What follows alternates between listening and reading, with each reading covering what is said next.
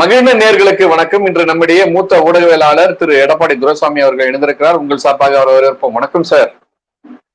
வணக்கம், அனைவருக்கும் வணக்கம் சார். நம்ம முன்னாடியே ஒரு வலைவலியில பேசியிருக்கோம், விசிகாவை உடைக்கிறதா திமுக அப்படின்னு சொல்லிட்டு. அந்த விவாதம் உண்மை என்ற நிலையில நேற்றைய விகடனுடைய அம்பேத்கர் குறித்த நூல் வெளியீட்டு விழாவில் வெளிப்பட்டிருக்கிறது அப்படின்னு சொல்லிட்டு பார்வையாளர்கள் பேசுறாங்க. அதை தொடர்ந்து விசிகாவில் ஆதவ அர்ஜுனாவை நீக்குவதா வேண்டாமா என்ற ஒரு விவாதம் போவதாகவும் செய்திகள் வந்து கொண்டே இருக்கின்றன. உண்மையில் என்ன நடந்தது சார்? விசிகாவை திமுக உடைக்குதா அல்லது நடிகர் விஜய் உடைக்கிறாரா, இல்ல திருமாவளவனே உடைக்கிறாரா, இல்ல ஆதவ அர்ஜுனா விசிகாவை உடைக்கிறதுக்காகவே விசிகாவுக்குள்ள போனாரா? இதெல்லாம் விடை காண முடியாத கேள்வியா இருக்கு. அது ஒரு நூல் வெளியீட்டு விழாவை இவ்வளவு பெரிய சர்ச்சையாக்க இவங்களால மட்டும்தான் முடியும். அம்பேத்கரை பற்றி ஒரு நூல் வெளியிடுறீங்க, வெளியிட்டு போங்க. அம்பேத்கரை பற்றி எத்தனையோ புத்தகங்கள் வெளியே வந்திருக்கு, அதுல இது ஒண்ணு. இத ஒரு பெரிய ஏதோ ஒரு மிகப்பெரிய யாருமே சாதிக்க முடியாத ஒரு சாதனை செஞ்சிட்ட மாதிரி, ஏதோ கார்ல் மார்க்ஸ் அவர் கஷ்டப்பட்டு ஒரு மூலதன புத்தகத்தை எழுதின மாதிரி இவங்க எதுக்கு இவ்வளவு பில்டப் கொடுத்துக்கிறாங்கன்னு தெரியல எனக்கு. அந்த புத்தகத்தை வச்சுக்கிட்டு இவங்க பண்ற அரசியல் இருக்குதே, அடே சாமி, உலகமகா அரசியல். விஜய் சொல்றாரு, விடுதலை சிறுத்தைகள் கட்சியின் தலைவர் திருமாவளவன் இந்த நிகழ்ச்சியில் கலந்து கொள்ள முடியாத அளவிற்கு அவருக்கு நெருக்கடி இருக்கிறது, அவரை டார்ச்சர் செய்கிறார்கள். திருமாவளவன் மற்றவங்களை டார்ச்சர் பண்ணாம இருந்தா போதாதான், அவரை வேற டார்ச்சர் பண்ணுமா? அவ்வளவு கஷ்டப்பட்டு ஏன் அந்த கூட்டணியில இருக்கிறீங்க? நான் கேட்கறது, திருமாவளவன் அவர் ஒரு கட்சியினுடைய தலைவர். அந்த கட்சி என்ன பண்ணணுங்கிற முடிவை திருமாவளவன் தானே எடுக்கணும். அப்ப அதை கூட எடுக்க முடியாத அளவுக்கு திருமாவளவன் பலகீனமா இருக்கிறவரு இவரால எப்படி விளிம்பு நிலை மக்களுக்காக போராட முடியும்? சார், பாமக நிறுவனர் டாக்டர் ஐயாவை பார்த்து இவங்க எல்லாம் பாடம் கத்துக்கணும். இரவோடு இரவாக ஜெயலலிதா கலைஞர் கருணாநிதி அரெஸ்ட் பண்றாரு. அன்னைக்கு அதிமுக கூட்டணியில பாமக இருக்குது, எதை பத்தியும் கவலைப்படல பாமக நிறுவனர் டாக்டர். பெரியவர் ஐயா டாக்டர் உடனடியாக கண்டிச்சு, ஜெயலலிதாவை கண்டிச்சு அறிக்கை விட்டாரு. விடிஞ்ச உடனே ஜெயில போய் கலைஞர் கருணாநிதியை பார்த்தாரு. ஒரு கட்சி தலைவர்னா அப்படி நெஞ்சுரம் வேணும், தைரியம் வேணும். கூட்டணி கட்சியை பார்த்து பயந்து நடுங்கிட்டு இருக்க கூடாது. இன்னைக்கு திமுக கூட சரியான கோரிக்கையை எழுப்ப முடியல. மத்திய அரசை நோக்கி வெள்ள பாதிப்பு ஏற்பட்ட பகுதிகளை காப்பாற்றுவதற்காக வெள்ள நிவாரணத்தை உடனே கொடுங்கன்னு மத்திய அரசுக்கு பாமக தலைவர் அன்புமணி ராமதாஸ் கோரிக்கை வைக்கிறாரு. திமுக காரங்களாம் கூப்பாடு போட்டுக்கிட்டு இருக்கிறாங்க, மத்திய அரசு நிதி கொடுக்கல. இந்த 46,000 கோடி சாராயம் வித்தீங்களா, அந்த நிதியெல்லாம் என்ன பண்றீங்க? இந்த கேள்வி எல்லாம் வருது இல்ல. இந்த கேள்விக்கு நாம அப்புறம் போவோம். ஏன்னா நாம எதை பத்தி விவாதம் பண்ண வந்தோமோ அதை விட்டுட்டு வேற பக்கம் போக கூடாது. அதாவது அம்பேத்கரியம் பேசுறீங்க, அம்பேத்கரை பற்றிய ஒரு நூல் வெளியீட்டு விழா, அந்த நூலை எழுதினதே ஆதவ அர்ஜுனா தான் செய்தி வருது.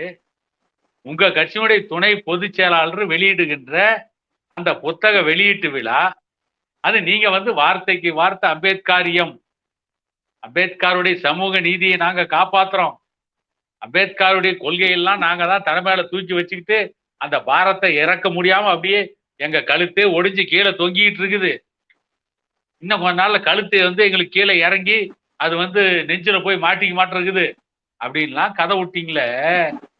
அம்பேத்கர் நூல் வெளியீட்டு விழாக்கு விஜய் வந்தா என்ன, யார் வந்தா என்ன, போய் அம்பேத்கரை பத்தி பேசிட்டு வர வேண்டியது தானே. அம்பேத்கரை பத்தி அந்த புத்தகத்துல என்ன இருக்கு அதை விமர்சனத்தை வைக்க வேண்டியது தானே.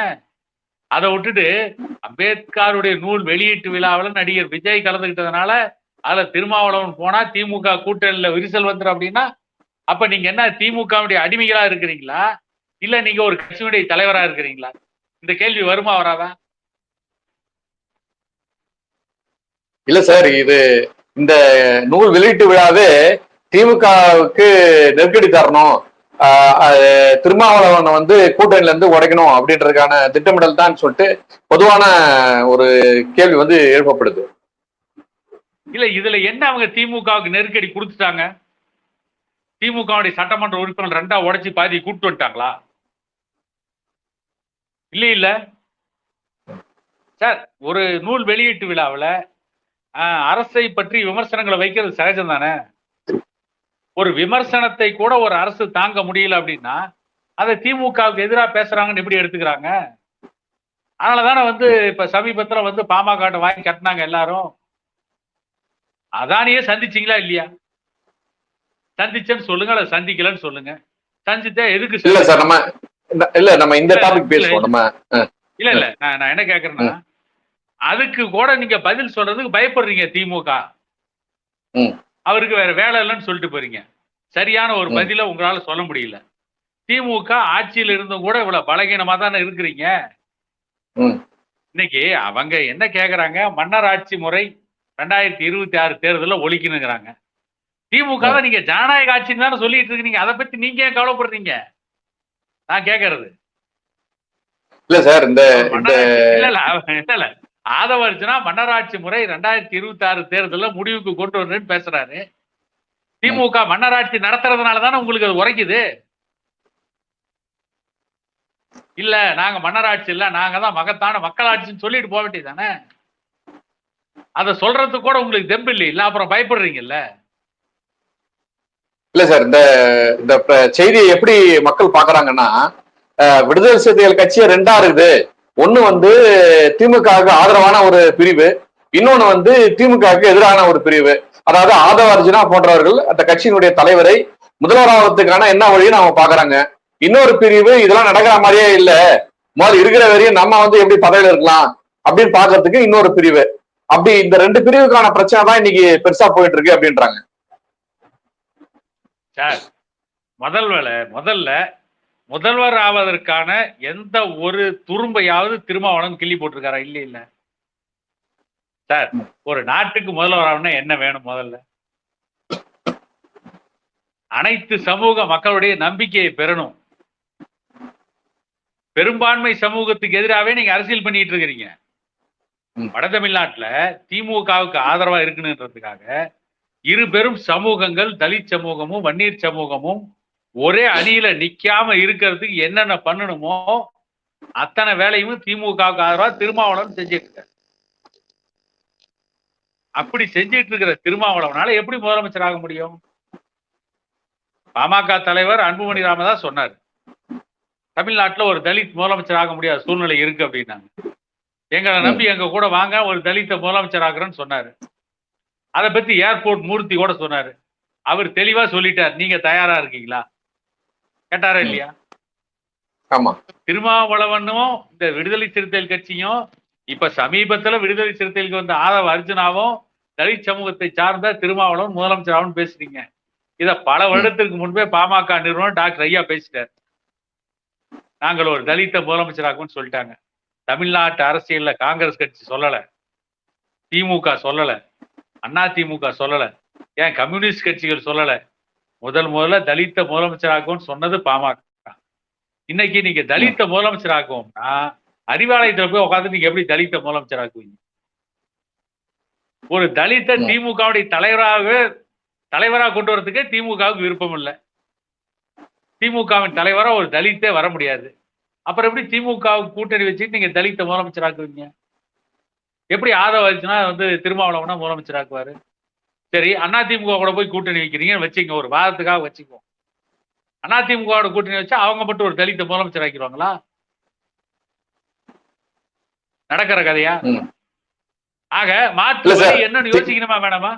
இல்ல அவரு அந்த மாற்று வழிக்கான வழிதான் வந்து தமிழக வெற்றி கழகம் வந்து வெற்றி பெற்றால் ஆட்சியில் பங்குன்றத அவங்க சொல்லியிருக்காங்க. அதுக்கான ஒரு அடித்தளத்தை தானே ஆதவ அர்ஜுனா போடுறாரு. அதுக்கான முயற்சி தானே அது. இல்ல அதாவது ஆட்சியில் பங்குன்னு வந்து விஜய் சொல்றாரு. முதலமைச்சர் யாரு? விஜயா? சார் இன்னைக்கு ஆந்திரால இல்ல சார் நான் கேக்குறேன். விசிகா ஒருவேளை விஜய் கட்சியோட கூட்டணி வச்சுக்கிறாங்க. முதலமைச்சர் யாரு? நடிகர் விஜயா, திருமாவளவன்? சார் யாரு பெரும்பான்மை பெறாங்களோ அவங்க முதல்வரா இருக்க போறாங்க. அது வெற்றி பெற்ற பிறகு பாத்துக்கலாம் சார். சரி சரி சரி, உங்க கூற்றுப்படியே வருவோம். பெரும்பான்மை தொகுதியில் போட்டியிட போறது விஜயோட கட்சியா விசிகாவா? சார் யாரு கூட்டணிக்கு தலைமையோ அவங்கதான் வந்து அதிகமா வச்சுப்பாங்க. அதான் சார், அப்பயும் என்ன பதில் வருதுன்னா, கூட்டணிக்கு தலைமையா யார போடுவீங்க? திருமாவளவனை போடுவீங்களா, நடிகர் விஜய் போடுவீங்களா? அப்ப நேத்து வந்த கத்துக்குட்டி விஜய் பல ஆண்டுகள் அரசியல் அரங்கத்துல நிக்கிறது திருமாவளவன். அப்ப விஜய்க்கு கீழே தான் போய் திருமாவளவன் நிப்பார் அப்படின்னா நீங்க எப்படி ஒரு தலித்த முதலமைச்சர் ஆக்குவீங்க? நீங்க எப்படி தலித்துக்கு ஆட்சி அதிகாரத்துல பங்கு கொடுப்பீங்க? அது நடக்கிற கதையா? அவங்க மட்டும் கொடுத்துருவாங்களா சார்? ஒரு பழமொழி சொன்ன மாதிரி நேற்று பெய்த மழையில் இன்று காலையில் முளைத்த காளான்கள் விஜய் போன்றவங்க எல்லாம். இது வரைக்கும் அவங்க கட்சி ஆரம்பிக்கிறதுக்கு முன்ன வரைக்கும் எந்த ஒரு மக்கள் பிரச்சனையிலும் இறங்கி களத்தில் நின்று போராடியதில்லை. விஜயோட கம்பேர் பண்ணா திருமாவளவன் இஸ் பெட்டர் என்ன பொறுத்த வரைக்கும். அவர் வந்து தலித் சமூகமா நேத்து ஆரம்பிச்ச விஜயோட கம்பேர் பண்ணா திருமாவளவன் பெட்டர். திருமாவளவன் அந்த தலைமை தாங்க விடுவீங்களா? இல்ல இந்த கருத்துல நான் முரண்படுறேன் சார். இல்ல இந்த கருத்து நான் முரண்படுறேன். இந்த கருத்தை முரண்படுறேன். ஏன்னா இத்தனை வருஷம் பல போராட்டங்களை சந்திச்சவரு, தொடர்ந்து மக்களவை உறுப்பினராக இருக்காரு, மக்களுக்காக தொடர்ந்து இறங்கி போராடக்கூடியவரு, துணிஞ்சு இன்னைக்கு மக்கள் பிரச்சனைக்கு திமுக அரசுக்கு எதிர்வா எத்தனை போராட்டம் சார் பண்றாரு? ஏதாவது ஒரு போராட்டம் சொல்லுங்க சார். ஒரு போராட்டம் சார், ஒரு போராட்டம் தமிழ்நாட்டினுடைய தலைநகர்ல. திருமாவளவனுக்கு அவருடைய கட்சியினுடைய உயரம் என்னங்கிறது தெரியும். இறங்கி போராடுற அளவுக்கு நமக்கு வந்து பலம் இல்லைங்கிறது தெரியும். பலகீனமா இருக்குன்றது தெரியும். தனித்து போட்டியிட்டா டெபாசிட் கூட வாங்க முடியாதுன்னு தெரியும். அது 2016 மக்கள் நல கூட்டணியிலேயே அவங்க வந்து அந்த பரீட்சையெல்லாம் சந்திச்சு எந்த அளவுக்கு தோத்தாங்க, எந்த அளவுக்கு ஃபெயில் மார்க் வாங்கினாங்கிறதெல்லாம் திருமாவளவனுக்கு தெரியும். அதனாலதான் திமுக கூட்டணி விட்டு வெளியே வராம தவிர்த்திட்டு இருக்காரு. அடிமையா இருக்கிட்ட ஒரு பெருமையா நினைக்கிறாருன்றீங்களா? வேற வழி இல்ல, அப்படிதான் இருந்தவனுங்க நிலைமையில் இருக்கிறாங்க. அப்புறம் எப்படி சார் நீங்க வந்து நேற்று ஆரம்பிச்ச விஜய் விட ஒரு பெட்டர்னு சொல்றீங்க சார்? அதாவது விஜயுடைய அரசியல் அறிவையும் திருமாவளவனுடைய அரசியல் அறிவையும் எடுத்துக்கிட்டா விஜய் விட திருமாவளவன் பெட்டர். விஜய்க்கு இன்னமும் எழுதி கொடுத்தா பேசிட்டு இருக்காரு. ஸ்டாலினுக்கு விஜய்க்கு ஒரே ஒரு வித்தியாசம், எழுதி கொடுக்கறத ஸ்டாலின் தப்பா பேசுவாரு, எழுதி கொடுக்கறத விஜய் சரியா பேசுறாரு, அவ்வளவுதான், வேற ஒண்ணும் கிடையாது சார். இவரு சரியா பேசுறாரு தப்பா பேசுறாருன்றத விட நேத்து வரைக்கும் அவர் ஒரு நடிகர் சார். நேத்து வரைக்கும் நடிகர், இன்னைக்கு நடிகர் நாடாள முடியும். வரும்போது இந்த பயிற்சி அப்படிதான் சார் இருக்கும். நீங்க திருமாவளவனுடைய கொள்கையில நமக்கு முரண்பாடு இருக்கு, திருமாவளவன் போற பாதையில நமக்கு முரண்பாடு இருக்கு. ஆனா விஜய் விட திருமாவளவன் பெட்டர்ங்கிறதுல நான் வந்து சமரசம் பண்ணிக்க முடியாது. ஏன்னு கேட்டீங்கன்னா விஜய்க்கு என்ன அரசியல் அறிவு பெரிய அளவுல என்ன இருக்கு நான் கேக்குறேன். விஜய்க்கு தமிழகத்தினுடைய நீர்ப்பாசன திட்டங்களை ஏதாவது தெரியுமா? இன்னைக்கு நீங்க உதாரணத்துக்கு பாமக தலைவர் அன்புமணி ராமதாஸ் எடுத்துங்க, அல்லது சீமான் எடுத்துங்க, அல்லது வேறு சில தலைவர்களை கூட எடுத்துங்க. இவங்க கிட்ட போய் இன்னைக்கு வந்து தமிழகத்தில் இப்ப சமீபத்தில் நடந்த வெள்ள பாதிப்பு எவ்வளவுன்னு கேட்டா பிங்கர் டிப்ல வச்சிருப்பாங்க, சொல்லுவாங்க. விஜய்கிட்ட போய் கேட்டா சொல்லுவாரா? தெரியாது. ஏன்னா அதுவும் யாராவது எழுதி கொடுத்தாதான் பேச தெரியும். அதனாலதான் சொல்றேன் விஜயை விட திருமாவளவன் பெட்டர். ஆனா விஜயும் திருமாவளவன் கூட்டணி வச்சா தலைமை தாங்கிறது யாரு சார்? இந்த முதல் கேள்வியிலேயே நான் முரண்படுறேன் சார். ஏன்னா விஜயை விட வந்து திருமாவளவன் பெட்டர் நீங்க சொல்றீங்க. நான் என்ன கேக்குறேன்னா, திருமாவளவன் ஜாதிய அரசியலை தாண்டி வேற என்ன அவரு பெருசா அவர் பண்ணிருக்காருன்னு நீங்க சொல்லுங்க சார். விஜய் வந்து நான் ஒத்துக்கிறேன் சார், விஜயை விட வந்து திருமாவளவன் பெட்டர். அது எப்படின்றதுக்கு வேறு சில காரணங்கள் இருக்கு. நான் என்ன கேக்குறேன்னா, கடந்த 4 ஆண்டுகளாக திமுக ஆட்சி வந்த பிறகு எத்தனை மக்கள் பிரச்சனையில களத்துல இறங்கி பாடிடுறாங்க. உதாரணமா விழுப்புரம் திரௌபதி அம்மன் கோயில் மூடனப்போ அதுக்கு வந்து ஆதரவு தெரிவிச்சு அன்புமணிக்கு எதிர்ப்பாதான் இவங்க வந்து வள்ளூர் கோட்டத்துல போராட்டம் பண்ணாங்க. பூட்டை பூச்சி தொங்குவியான்னு ஒரு அநாகரிகமான ஒரு வார்த்தையை அவர் பயன்படுத்தினாரு. அப்புறம் ஒவ்வொரு முறையும் சாதிய பிரச்சனைகள் வரும்போது பன்னீர் சங்கத்துக்கு எதிர்ப்பாகவும் பாடமாரி கட்சிக்கு எதிர்ப்பாகவும் தான் அவர் பேசியிருக்காரு. இதை தவிர்த்து மின்சார கட்டணம் உயர்ந்த போது எத்தனை முறை ஒரு மக்களுக்காக இறங்கி போராடி இருக்காரு. பால் விலை உயர்ந்த போது எத்தனை முறை இறங்கி போராடி இருக்காரு.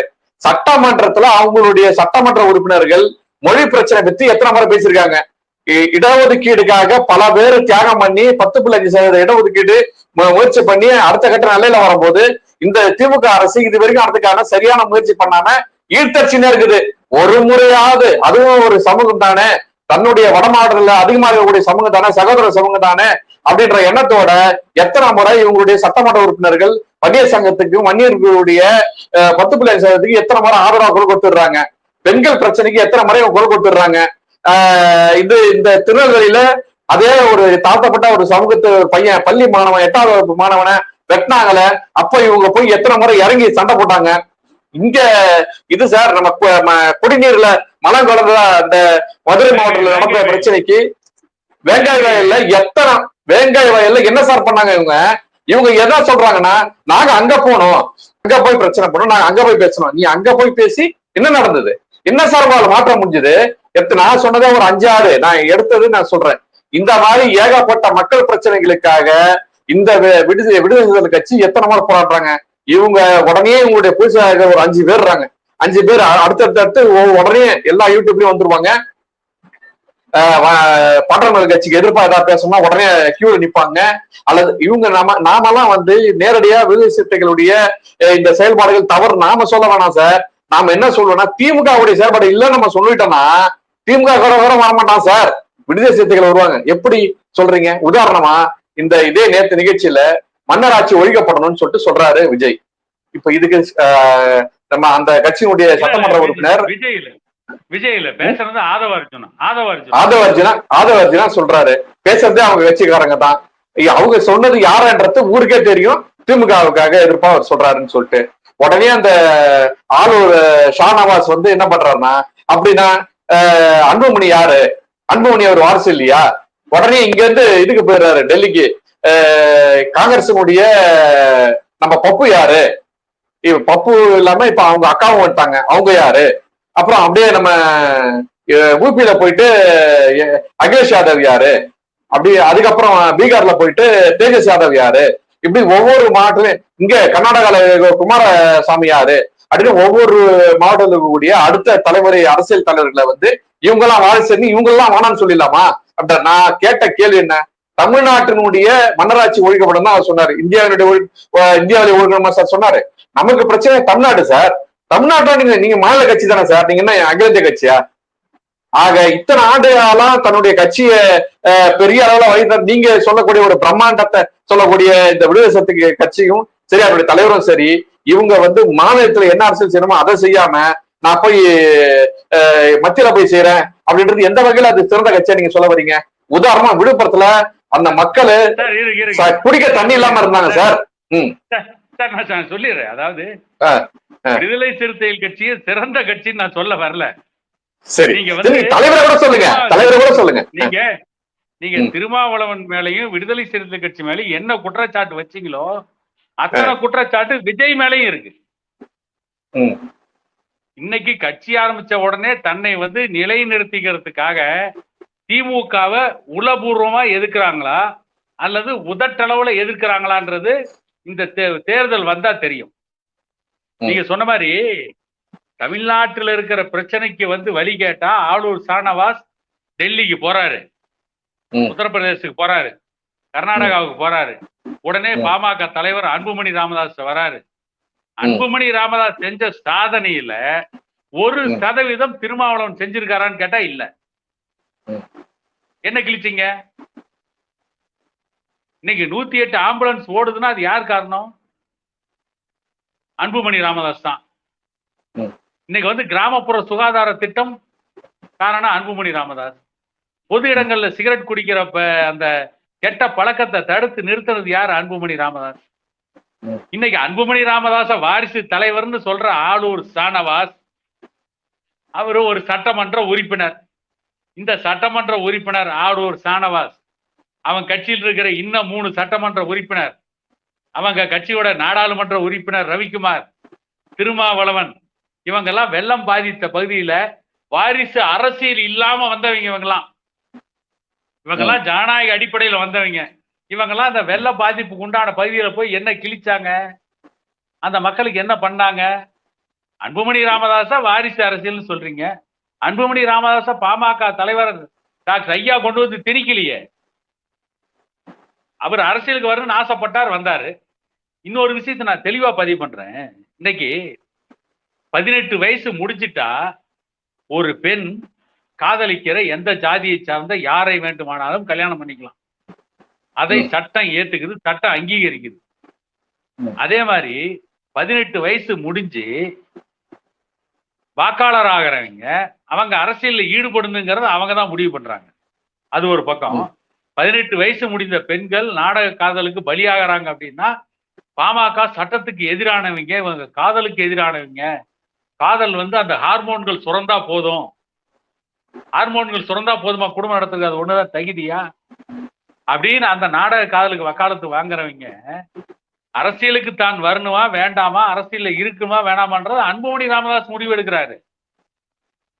ஆனா ஸ்டாலினோ உதயநிதியோ அப்படி வந்தவர்கள் அல்ல. ஸ்டாலின் முடிவெடுக்கல. ஸ்டாலினை முதலமைச்சர் ஆக்குவதற்காக கலைஞர் கருணாநிதி எத்தனை மோசமான வேலைகளை செஞ்சாருன்னு நாட்டு மக்களுக்கே தெரியும். அவருடைய மகன் மூகா முத்துவுக்கு ஆதரவா எம்ஜிஆரை தூக்கி எறிஞ்சார். இதே ஸ்டாலினுக்கு ஆதரவா தான் வைகோவை கலைஞர் கருணாநிதி திமுக விட்டு தூக்கி எறிஞ்சார். இன்னைக்கு வைகோவன் கிட்ட சரண்டர் ஆயிட்டார், அது வேற விஷயம். தன்னுடைய மகனை காப்பாற்றுவதற்காக எதையும் செய்தவர் கலைஞர் கருணாநிதி. பாமகவில் அப்படி கிடையாது. அன்புமணி ராமதாஸ பாமகவின் தொண்டர்கள் உளப்பூர்வமா ஏத்துக்கிட்டாங்க, அவரை வரவேற்கிறாங்க. அந்த அளவுக்கு அவருக்கு அறிவு இருக்கு, ஆற்றல் இருக்கு, திறமை இருக்கு. இரும்பு பெண்மணின்னு எழுதி கொடுத்தா குறும்பு பெண்மணின்னு பேசுற ஸ்டாலினை வாரிசு தலைவர்னு அங்கீகரிக்கிறாங்கன்னா சானவாஸ் பண்றவங்க எல்லாம், இவங்களுக்கு எல்லாம் மண்டையில மூளைக்கு பதிலாக களிமண் தான் இருக்கும், வேற என்ன இருக்கும்? இல்ல, அவர் என்ன சொல்றாருன்னா, எடுத்த உடனே அந்த பதவி கொடுக்கல, அவங்களை களத்துல இறக்கி விட்டாங்க, போராட விட்டாங்க, மக்களை சந்திக்க விட்டாங்க. அன்புமணி வட தமிழகத்தை தாண்டி எந்த ஊர்ல போய் ஒரு போராட்டம் பண்ணாருன்னு கேக்குறாரு அவர். இல்ல நெய்வேலியில் இப்ப சமீபத்தில் நடத்தின போராட்டத்தை இவங்க பாக்கலையா சார்? அதான் சார் அவர் சொல்றாரு, வட தமிழகத்தை தாண்டி எங்க போய் போராடினாருன்னு கேக்குறாரு. நாங்க என்ன பண்ண, போய் ஆந்திராவிலே போய் போராடுவோம், இல்ல மகாராஷ்டிராவில் போய் தேர்தல் பிரச்சாரம் பண்ணுவோமா, இல்ல நாங்க போய் கர்நாடகாவில் போய் போராடுவோம், கர்நாடகாவில் போய் தேர்தல் நிற்போமா? நாங்கள் எந்த மக்களுக்காக போராடணுமோ அந்த மக்கள் எங்க இருக்காங்களோ அங்கதான் போராடுவோம். இவங்கள மாதிரி போய் மகாராஷ்டிராவில் தேர்தல் நிற்போமா? 16 ஓட்டு வாங்குறதா? நாங்க எதுக்கு போய் உத்தரப்பிரதேசத்துல போராடணும்? இவங்க போவாங்க, இவங்க மக்களை ஏமாத்துறதுக்கு போவாங்க. இந்த கேள்வியே ஒரு சாணவாசம் முட்டாள்தனமா தெரியல. விட்டா ட்ரம்புக்கு போய் அமெரிக்காவில் தேர்தல் பிரச்சாரம் செயல் கேட்பாங்க. அந்த அளவுக்கு இவங்களுடைய அரசியல் அறிவு. நன்றி சார், உங்களுடைய அரிய நேரத்தை ஒதுக்கியமைக்கு மிக்க நன்றி சார். அனைவருக்கும் நன்றி, அனைவருக்கும் வணக்கம். மீண்டும் ஒரு காணொலியில் சந்திப்போம்.